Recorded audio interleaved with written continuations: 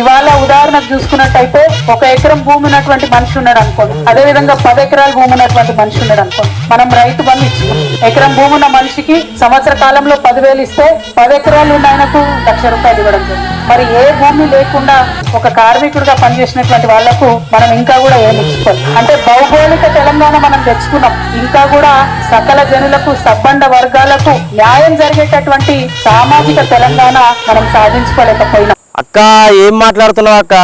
ఇవాళ పేదోళ్ళ గురించి కార్మికుల గురించి నువ్వు మాట్లాడు, బాగా చోద్యం ఉందక్క. 100 ఎకరాలు జైరాబాద్లో నీకు ఫామ్ హౌస్ ఉందక్క. 100 ఎకరాలల్లో కేసీఆర్ సారు మీ బాపు ఎర్రవల్లిలో ఫామ్ హౌస్ కట్టుకున్నాడు అక్క.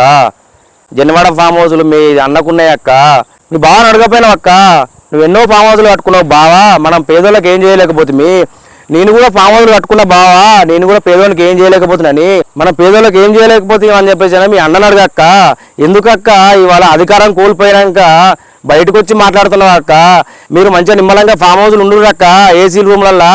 ఇవాళ పేదోళ్ళు ఎందుకు గుర్తుకొచ్చిర్రక్క? నువ్వు నా లెక్క కర్ర అవుతావు అక్క, జర దండం పెడతావు అక్క. 3 సంవత్సరాలు ఆగక్క, బీఆర్ఎస్ పార్టీ మొత్తం భూస్థాపితం అవుతుంది.